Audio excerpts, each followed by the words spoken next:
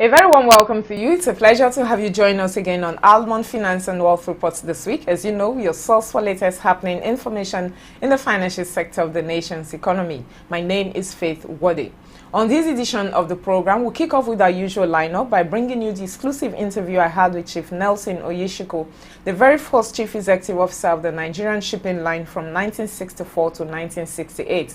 Today, we'll be looking at implementing the local content law in Nigeria as it relates to the maritime sector, the real issues. On Insurance 101, we'll bring you a short report on Takafu Insurance, or Islamic Insurance as it is popularly called. We also bring you highlights of the 2014 interactive session put together by the National Insurance Commission NICOM for insurance correspondents in Uyo, Akwa Ibom State. The yearly interactive session, which was inaugurated 5 years ago by the National Insurance Commission, has remained a platform for mutual understanding between the Commission and insurance journalists. These are more what we have for you on the lineup this week, so I urge you as always to sit back, relax and enjoy it. But all the details are coming to you in just a moment. Please stay with us.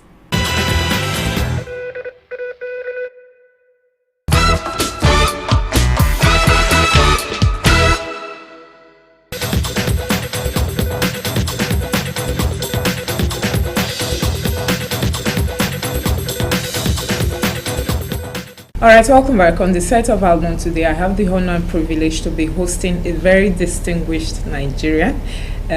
Once my guest is introduced, you will know why I said so. He's Chief Nelson Oyeshiko, who is the very first Chief Executive Officer of the Nigerian National Shipping Line from 1964 to 1968. Today, we'll be looking at implementing the local content law, especially as it relates to the maritime sector, the real issues. Thank you so very much, Chief, for joining us on the program. Thank you.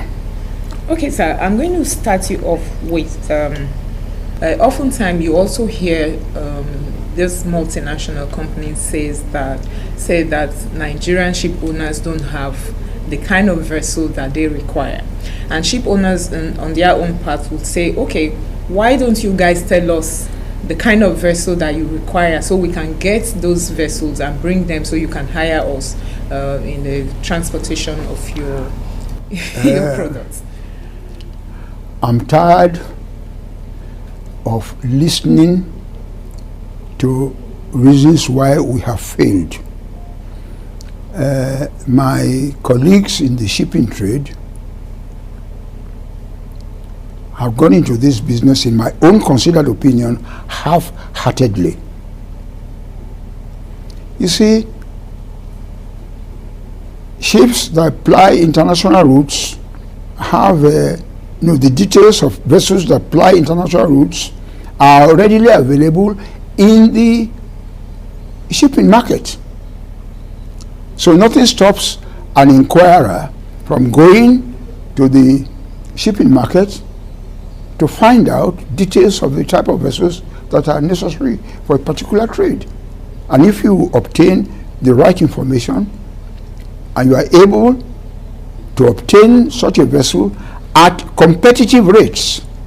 When you say competitive rates, what do you mean? You see, the average Nigerian goes to the shipping market with a view to chartering a vessel. If you add the cost of chartering to his own administrative costs and profit margin, there is no way in which he can compete with the direct owner offering such services to the oil companies. There's no way. So again, like I've always said, partnership may be the answer to their problem. But are they willing to enter into partnership with a view to acquiring shares in the vessel itself over time and make a success of their calling? Okay, now would you say that overall the Cabotage Act, would you say it's a policy failure or lack of proper implementation, or both? Both. I've told you that the waiver clause should not have been put in. Instead of the waiver clause, we should have had a clause demanding partnership, in other words, part ownership of any foreign coastal vessel within Nigerian waters. So Nigerians are able to offer share, or to be offered shares within their financial limitations in such vessels, and it has an advantage. When you have financial interest in a vessel, the original owners will use that opportunity, if they mean well, to train Nigerians in order to justify their business under the Cabotage Act. So, as far as I'm concerned, I prefer partnership arrangement which enables Nigerians to buy shares into existing vessels instead of a waiver clause that is currently. Okay, now talking about the waiver clause. Now, apart from the fact that foreign vessels come, they pay the waiver to NIMASA, for example. There's a law here that's talking about the cabotage law, which is tied to the local content law. But you find that these people come, once they pay the waiver, they breach the law, because the law, part of the law says that the crew on board the ship must be manned by Nigerians. But they come, they pay their waiver, and they are at liberty to man the crew with their foreigners. You see, there's more to the story than you have told. See, these vessels that work anywhere in the world, internationally, serving the oil and gas industry, don't necessarily have to work in Nigeria.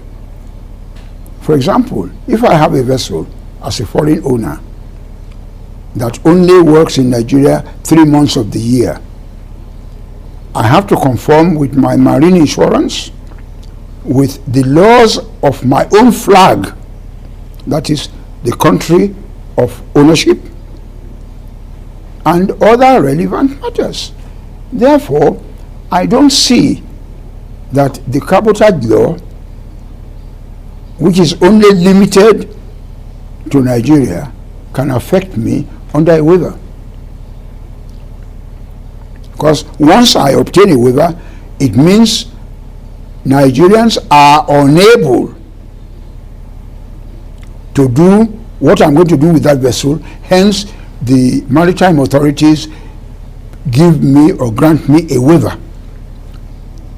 And in any event, the Nigerians that want to work with these vessels, have they got the international certificates that will enable them perform in those vessels, having regard to the obligations of the owners under marine insurance, etc., etc.?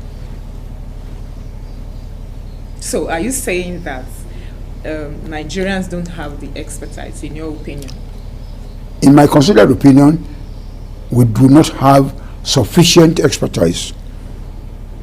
And the current owners of any international vessel will not subject themselves to any action that will undermine their investment. Okay, now speaking of which, so how, because this is a situation that's continued since, as I said from the beginning, since 2003, we've been having people apportion blame to NIMASA. Oh, it's MPA, Nigerian Ports Authority. Oh, it's the multinationals that are operating here and all of that. So how do we get around this law? I can only quickly tell you that what I have been talking about since 2003 should now be tried to see whether it will work or not. Amend the cabotage law to say that all foreign coastal vessels within Nigerian territorial waters serving the oil and gas trade should enter into partnership an ownership, a part ownership arrangement with the existing owners.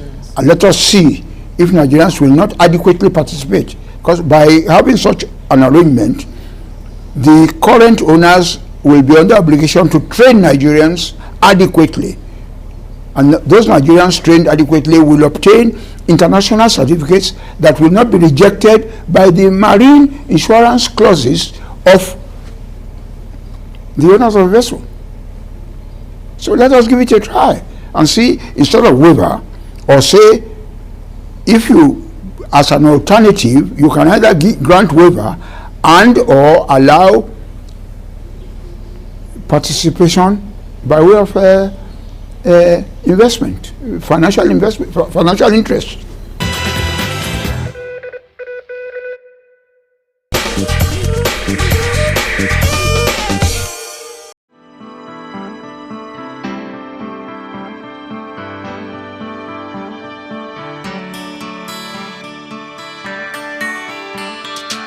Insurance is not a new concept within Islam.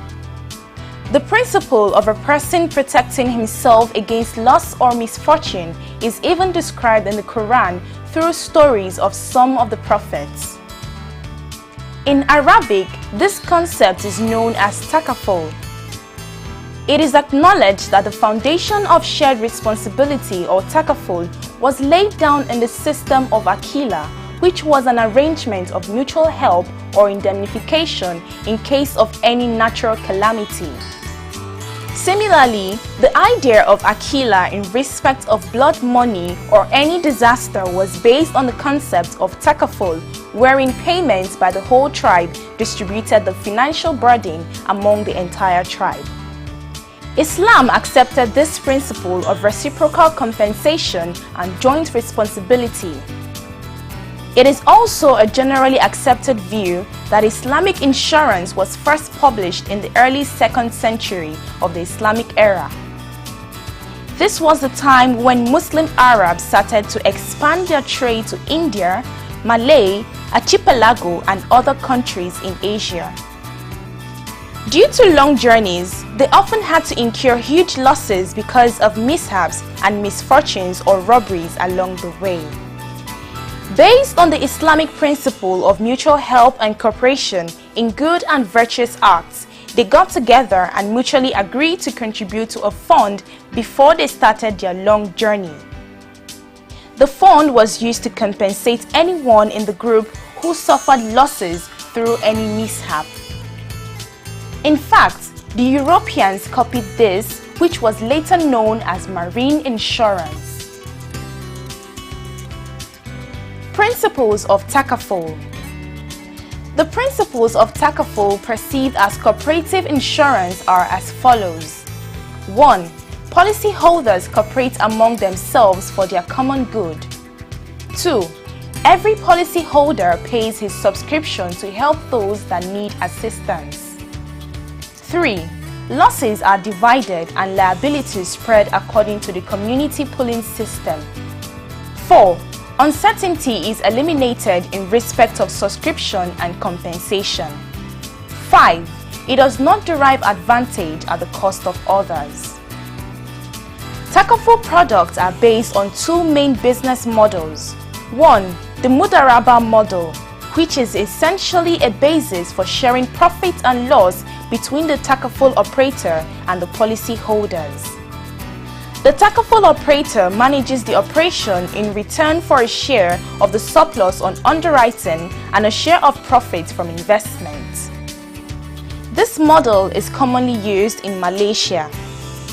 The Wakala model is a contract of agency which replaces surplus sharing with a performance fee. The takaful operator in this case acts as an agent, wakil, for participants and manages the takaful and retakaful fund in return for a defined fee. This model is used more in the Middle East region. Under the Al-Mudaraba principle, the profit as universally defined by conventional insurance companies, which in the case of general business is taken to mean returns on investments plus underwriting surplus, is then shared according to a mutually agreed ratio between the participants and the operators. Management expenses of the operator, including agency remuneration, if any, shall be borne by the shareholders' fund and not from the Takaful funds. Hence, there is a distinct separation between Takaful funds and shareholders' fund.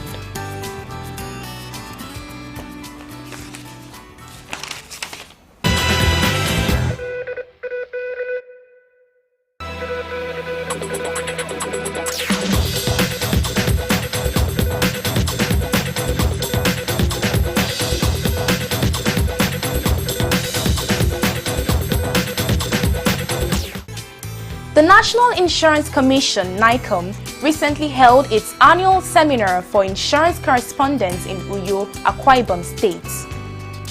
The yearly interactive session, which started 5 years ago, is meant to engender better working relationship between insurance correspondents and the Commission. In attendance were top management staff of NICOM and insurance correspondents from Lagos and Abuja. Welcoming journalists to the session, the Commissioner for Insurance, Mr. Fola Daniel, said that the primary responsibility of NICOM as a regulatory body is to protect policyholders and safeguard investment. Let me also re-emphasize that as a regulatory body, our primary responsibility is to protect policyholders and safeguard investments. We have tried to ensure this in the provision of adequate regulations and effective supervision of the insurance industry over the years.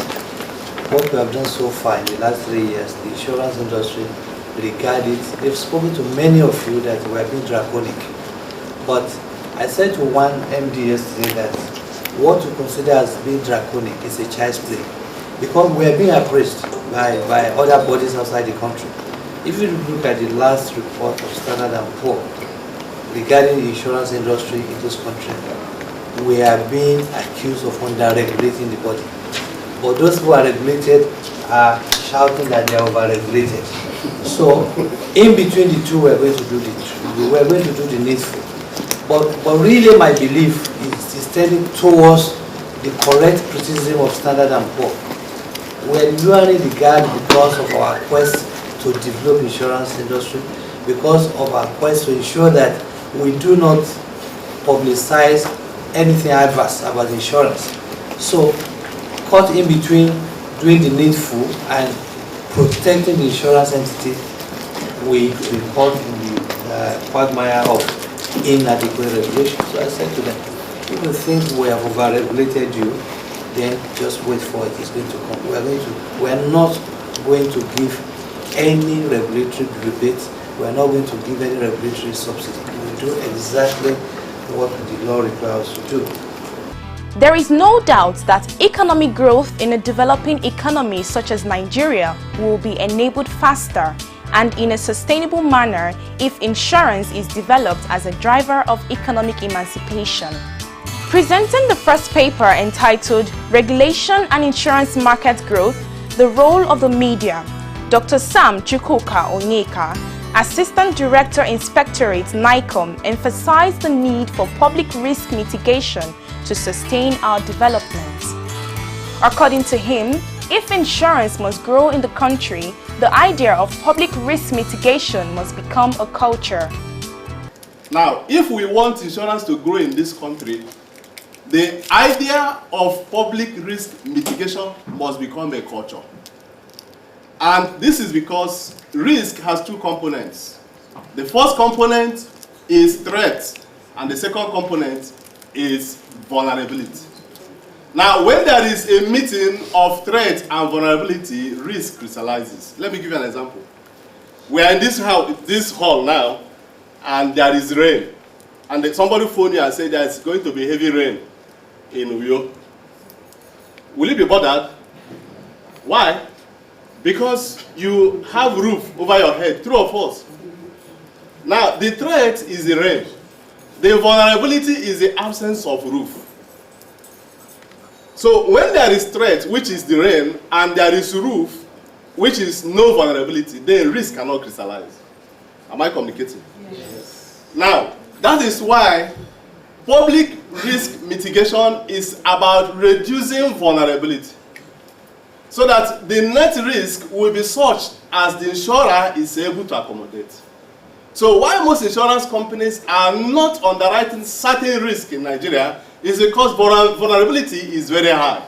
And if they attempt to go in there, they won't have enough cash to be able to cushion the effect. They can't settle claims. Also speaking on financial literacy and insurance education, issues and challenges, role of the media, Mr. Babajide Oniwinde, Deputy Director, Corporate Strategy, NICOM, said that journalists have a role to play in financial literacy by going beyond mere news reporting and commentary. And it's not just about news and commentary reporting, but there's a role of actually championing financial literacy, going there to investigate those products that are not really in favor of the public and really exposing any lack of transparency in these products so that the providers can take action to simplify the products for the benefit of the public, acting as an investigative watchdog for consumers. I think that is another role of the financial journalist. Making sense of all the technicalities, the complexities, and being able to break it down and disseminate it in simple form to consumers. I think that would go a long way to really create an improved financial literacy environment. The insurance industry in recent times is focusing on insurance education by extending awareness to secondary and tertiary institutions of learning as a vital step in entrenching insurance in the consciousness of the emerging population as a worthwhile course of study and career path. Speaking during the interactive session, the President of the National Association of Insurance Correspondents, NICO, Mr. Modestus Anesuronyi, said that the challenge for journalists covering the insurance industry is access to information. Insurance today, as it were, has always been like a technical thing that we are bound to learn every day. And this is the area the Commission has tried in educating us regularly. But I would say that the challenge with us has always been that of access to information. Fine, the Commission on its own tries to give us information when it becomes available. But we also find it a little difficult getting some information that other sectors of the economy are making available to journalists that report their beat. Let me say that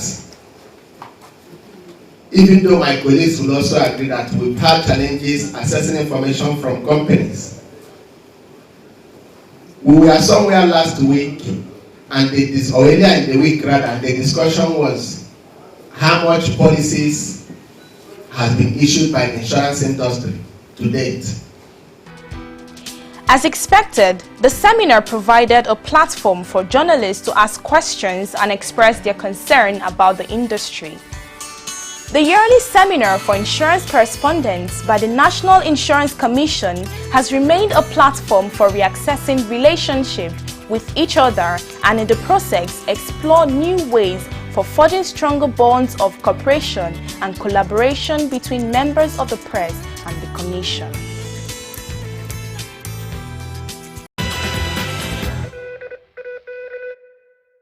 Alright, that's the time on this edition of the program. I do hope you thoroughly enjoyed it. Like I always say here, for comments, questions, observations, do feel free to get in touch with us on 017763981 or 08033357879, or better still send us an email, almond4xx@yahoo.com or almondproduction@gmail.com. You can also visit us on our website, www.almondreports.com. Like us on our Facebook page, Almond Finance and Wealth Reports. You can also view past episodes of this program or even see full details of this interview on our YouTube channel, Almond Reports TV.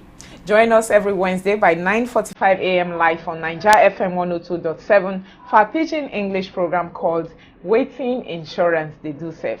My name is Faith Uwode. Until same time, same station next week, where we'll come your way with a fresh package of this program from all of us here. It's goodbye.